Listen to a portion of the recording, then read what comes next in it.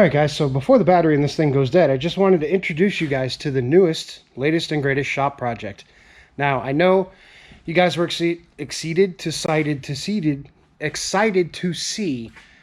the stuff that was going on with Luther. Well, Luther got itself fixed, the Silverado 2500, and is good to go, and I'm actually selling it because, you know what, I'm not much of a Silverado guy, but what I am is a Cummins Ram guy. So we managed to pick this thing up. It's an 06 Ram 2500 Cummins diesel, single cab, long bed, which is one of my favorite styles of this truck. Now, it obviously came from auction. I bought it from the guy who bought it from the auction. So it's got your typical little crap going on. We got a little bit of rust here. Headlights are foggy. Bumpers misaligned. You know, it's just overall, the truck has a clean Carfax, super clean mechanical history. It's got 160K on it.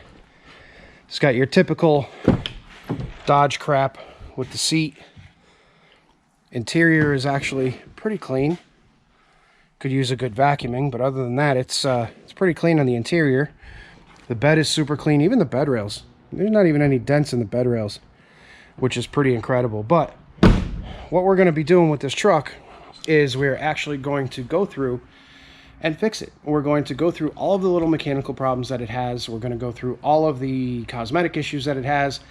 And over time, you guys will see more and more videos on this thing as we get more and more parts for it. And then eventually, once we've got all the mechanical stuff dialed in, we've got all the cosmetic stuff dialed in, then we can start modifying the truck. But we want to make sure that it is mechanically sound and that it is cosmetically sound so that, one, we're not modifying a broken vehicle drivetrain-wise, and two, we're not modifying a vehicle and putting money into something that the body's going to fall off of in a year. So we're going to go through it little by little. But right now, one of the problems that we're going to address is the lighting system.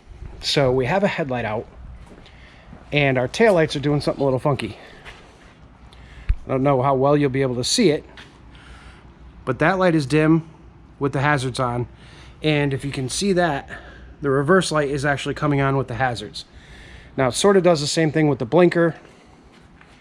This side is nice and bright, but we've still got our reverse lights coming on. So what we're going to do is I'm going to dig into this tail light over here and see if maybe we just don't have a bad ground or something. Alrighty, so I think these are T25s maybe. Just pull these two out. And you see we got some weirdness going on over here with some wiring that's kind of stuffed in the bed, and I don't know what the heck all this is all about, but sure we'll find out in a minute. Some fuses, where that goes, nobody knows. I'm sure we'll find out.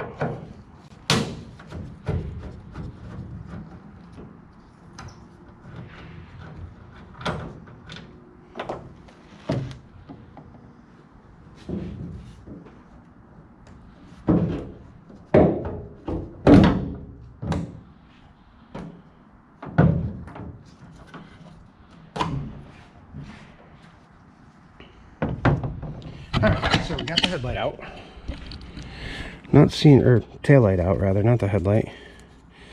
We don't have any green crusties in there.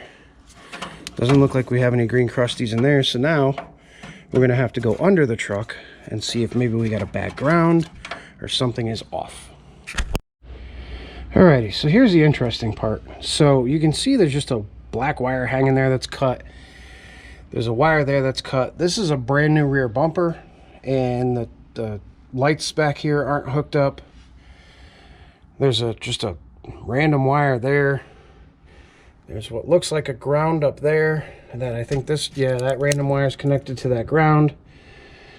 So we're gonna come over here and see what we got going on over here. So now we got, again, some weird freaking wires going on. So I think at some point this truck probably had a bad ground or a bad something or other, and somebody went crazy with it trying to fix it and didn't succeed. So we're gonna have to find out what these cut wires are like that one right there. And then what this wire goes to and where it comes from. And then, yeah, I'm bringing you guys back when I figure it all out. Okay, so you might not be able to see this very well, but I think what we got going on is a pin fitment issue.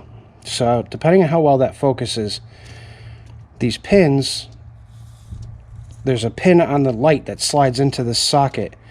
And the sockets look pretty loose and have a little bit of corrosion on them. So what I'm going to go ahead and do is clean up each one of these individually. We're going to de-pin this whole connector, clean up each one of these individually, put a little bit more tension on these sockets, and see if we can't get this light to work.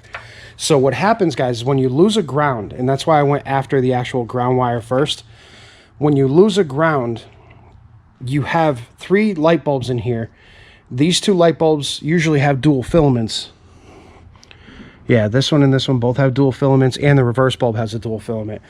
What'll happen is that the reverse light is coming on slightly because it's providing a path to ground, or a path to a circuit that is at a ground potential. And so you'll see all kinds of weird stuff will happen. You turn the blinkers on and the lights start blinking, and you're getting all kinds of really wacky stuff, but it's usually a ground. And a lot of people will go after the tip-em on these trucks. And you've heard me say that a million times. They'll go after the tip-em right away because something failed. When in all reality, a lot of times it's just a bad ground. There's a big chunk of grounds under the hood right here on these trucks. That chunk of grounds actually, there's got to be 10 or 12 of them there. They actually are the grounds for the entire harness going backwards. So everything for your fuel pump, your rear lights, your trailer brakes, all the grounds are in that harness.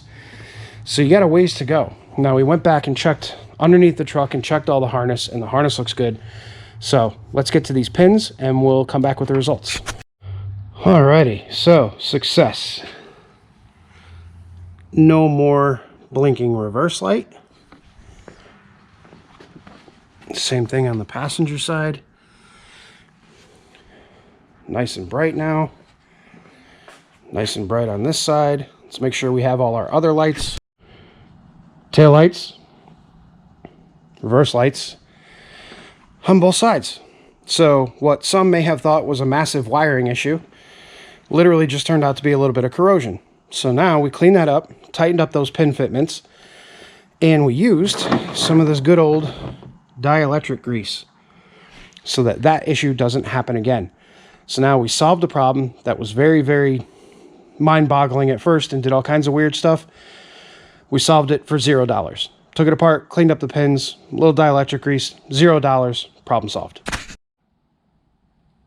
All right, so here's another fun one for you. So if you can see that light bulb in there, which you probably can't on the camera, but it's not seated properly. And I'm sure we could actually get it to fall out of there if we tried. This headlight was working. This one was not. Now this one is the one that you can't get to from either behind the wheel well or from in this area here. So you actually have to unbolt the headlight and pull it out. There's 2 bolts here. There's a bolt that sits back here in the fender. And then there's a clip that holds it in up here. The clip was broken. We're going to get new headlights anyway because these things are shot. And that bolt was rotted. So we had to cut the bolt out, pull the headlight out. When we got it out, this headlight wasn't even plugged in. The bulb was not even plugged in. So that explains why our headlight was out. But now we replaced that bulb, the running light bulb. The headlight bulb was good. And so now we have headlights. We are good. All right, guys. So I hope you enjoyed that video. I know I say it every time, but I truly do hope you enjoy it. And I hope that you guys learned a little bit of something that, you know what, sometimes some of the most catastrophic seeming electrical issues are nothing more than some bad connections, a little bit of corrosion, and maybe a previous owner who didn't want to take the entire headlight out to replace a bulb. So needless to say, every light on this thing is working except for the third brake light, which we're going to have to just replace the bulb. It's got a bad bulb in it. But now every single light in this thing is working. We were down a tail light, we were down reverse lights, we were down headlights. I mean, everything was shot, and now we are all good. All the lighting is great throughout the entire truck. And we literally just fixed this for, I think, 92 cents was what the bulb cost me for the parking light on the passenger side. So for 92 cents, we fixed an issue that a lot of people are quick to jump with, oh, your tip-um's bad, or you got a wiring problem, or you got bad grounds, or you got this, that, the other thing. We did have a bad ground. It was just a bad connection. Fixed our pin fitment. We're good to go. So stay tuned for more videos on this truck. There are going to be a lot. I am going to do my best to clean this thing up. It does have a lot of surface rust on it, which we can definitely get rid of. There's a lot of surface rust in the engine bay. You'll see as we go along with it. So stay tuned for more videos on this truck, which yet to have a name. So in the comment section, put what you guys think we should name this thing. I was thinking something along the gray, like Grady or something of that nature, just because of its color. But leave it down in the comments. Let me know. I'll see you on the next one. Have a great night.